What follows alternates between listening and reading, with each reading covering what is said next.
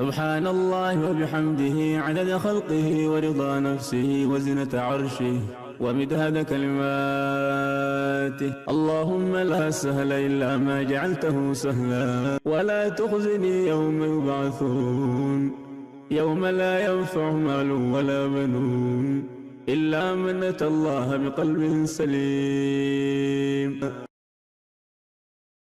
asalaamu calaykum waraxmatullaahi wabarakaatu. saaxiibada qiimaha badan loo kusoo dhawaada koorsada html oo si taxana uga baahina kanaalkan. waxaynu qaadan doonaa insha allahu tacaala maanta casharkii 13aad inagoo ku baran doona taag loo yaqaano web form amaba html form.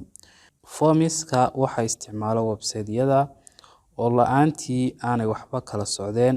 formisku waxay xog buuxda ka siiyaan mulkiilayaasha website-yada ama cidda markaa website-ka gacanta ku haysa. qof kasta oo soo booqda website-ka, maadaama macmiilka website-ku u soo bandhigayo inuu buuxiyo shuruudahaas oo haddii uu dhammaystiro macmiilku loo gudbinayo qeybta website-ka ee daatadu taalo. tusaale, website-yada intiina gasha ama waxo ka raadisa, waxaad aragteen website-ka markaad saa u guda gashaba inuu ku su'aalayo ama kuu soo bandhigayo isdiiwaan geli.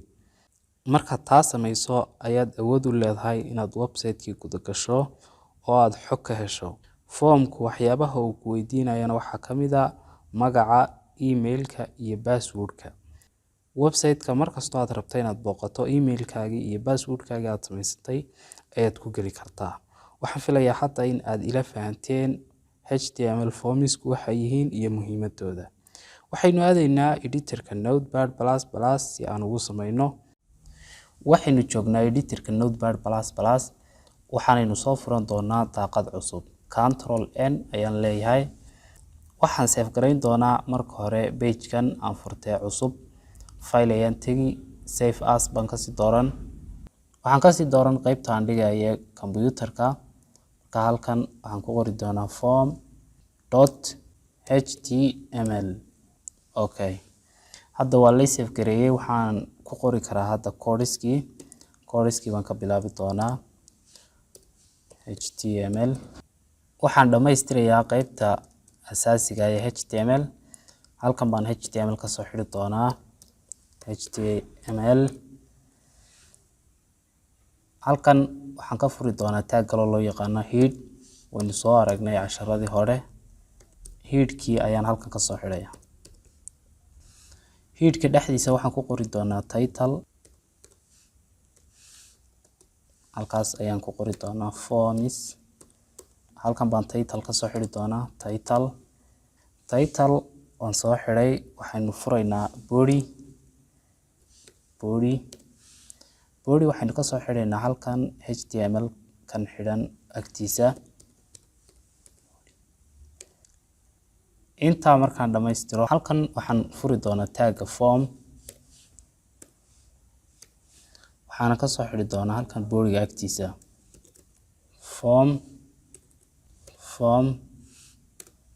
formkan waxaynu ku qori doonaa magaca koowaad, magaca labaad, emailka, passwordka.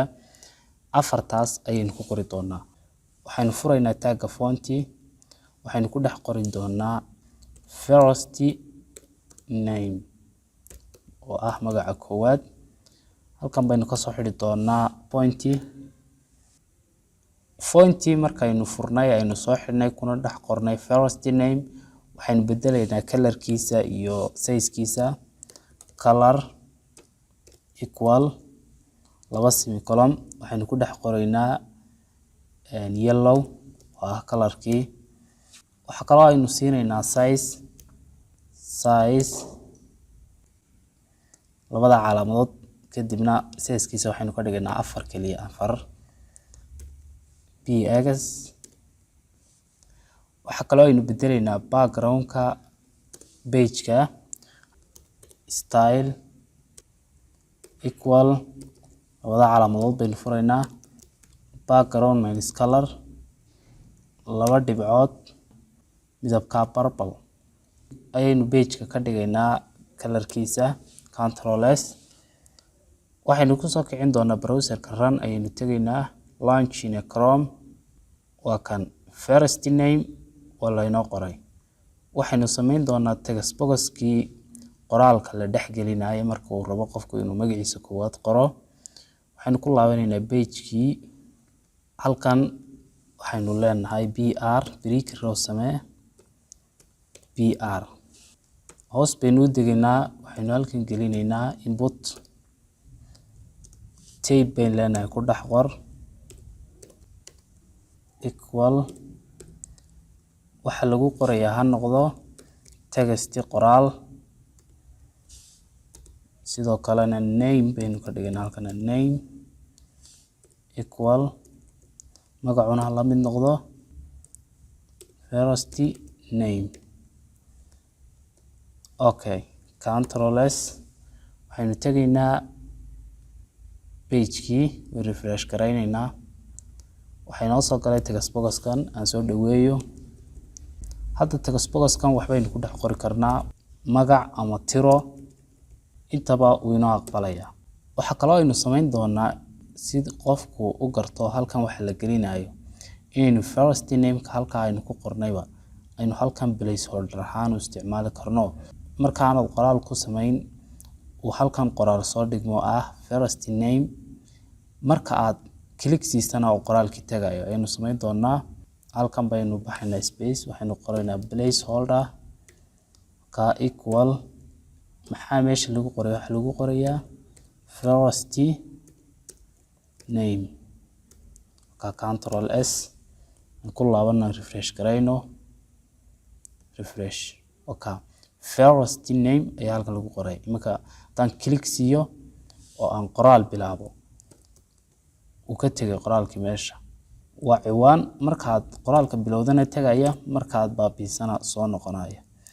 yacni waa qoraal qofka fahansiinaya waxa halkan lagu qorayo. waxaynu ku laabanaynaa page last name baynu ku dari doonaa. intaas sare aynu soo copy garaysanaynaa control c halkana br baynu leenahay br halkan baynu hoos u tegaynaa qoraalkii aynu sidanay aynu soo copy garaynay baynu ku paste garaynaa. halkan waxa weeye first name halka first-ga ayuun ka dhigaynaa last name. okay waxa kale aynu soo copy garaysan karnaa input-ka halkan yaala ayaynu soo copy garaysan karnaa control c halkan baynu hoos u tegaynaa control v. waxaynu leenahay waxaad bedeshaa horta first name oo waxaad ka dhigtaa halka hore last name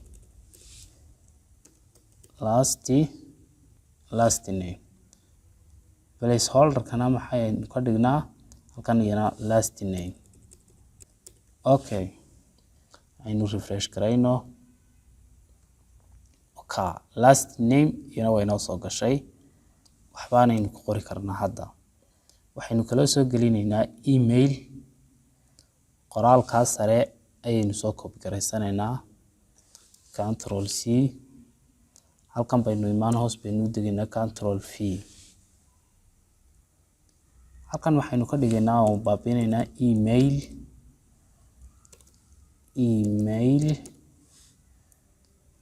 okay hoos baynu u degaynaa. waxaynu soo copy garaysanaynaa qoraalkan dhexe control c halkan baynu hoos u degaynaa control v. halkan last name ayaynu waxaynu ka dhigaynaa email. sidoo kale halkan qoraalkii haynaya ee placeholder-ka ina waxaynu ka dhigaynaa email. okay control s refresh garayno page-kii ku laabano waa kan email iyana way noo soo gashay. waxaynu soo gashanaynaa password copy garaysanaynaa qoraalka hore control c hoos baynu u degaynaa halkan baynu ku paste garaynaynaa control v. waxaynu bedelaynaa halkan oo waxaynu ka dhigaynaa password. okay hoos baynu u degaynaa waxaynu qoraynaa input tape waxa lagu dhex qorayo hala mid noqdo text okay placeholder kiina isna waan sii raacinayna placeholder equal password. Okay, control s aynu refresh garayno. Okay, passwordna wuu soo galay. haddii jeeraale password markaad qorto waxaa kaloo kusii xiga mar labaad in passwordka la qoro ah reset password. passwordkii hore aad gashatay ku celi, isna waynu ku daraynaa. maadaama aynu passwordka mar labaad qorayna inta baynu iska soo copy garaysanaa. control c hoos baynu degaynaa, halkan baynu ku paste garaynaynaa. waxaynu leenahay horta halkan passwordkaas ha iska qornaado xaggiisa dambe ayaynu leenahay reset password. passwordka dib u qoro. sidoo kale ayana halkanna waan ku daraynaa reset password. passwordka mar kale geli control s. waxaynu ku laaban doonaa page-kii aynu refresh garayn doono. wow, qoraalkii xaggan ayuu guuray, waxoogaa khaladaaba jira, waynu saxaynaa. waxaynu ka tagnay halkan inaynu br nidhaahno. br waa muhiim oo haddii aanad br dhihin qoraalka wuu isku daba qabanayaa. marka waxaad ujeedaan halkan br baa ku jirta, laynka kale br, kan kale br, kulligood br baa ku wada jirta. marka br ha ka ilaawin, sida si lamid ah kanna br baynu raacinaynaa br control s. page-kii baynu dib ugu laabanaynaa, waynu refresh garaynaynaa. okay, hadda si fiican isugu hoos qorantay qaabkii aynu rabaynayna ay noqotay. iminka bal magaca tijaabo aynu ku qoraynaa kamil, last name-ka magaca Ahmed, email-ka kamil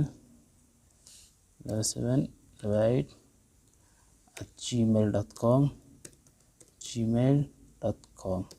email-kani maaha email jira, waa iska tijaabo. halkan password baan gashan 242329 passwordka noocaas ayaan gashaday. iminka database inooguma xidhna, waa form hadda tijaabo ah. markaad website-ka u sameyso database ayaad kusii xiriirinaysaa si looga soo akhriyo hadhow database-ka ciddii isdiiwaan gelisay. casharkeena maantana formiska ayuu ku eegyahay. tan iyo intaynu casharka xiga ku kulmayno, sidaas iyo nabadgeliyo.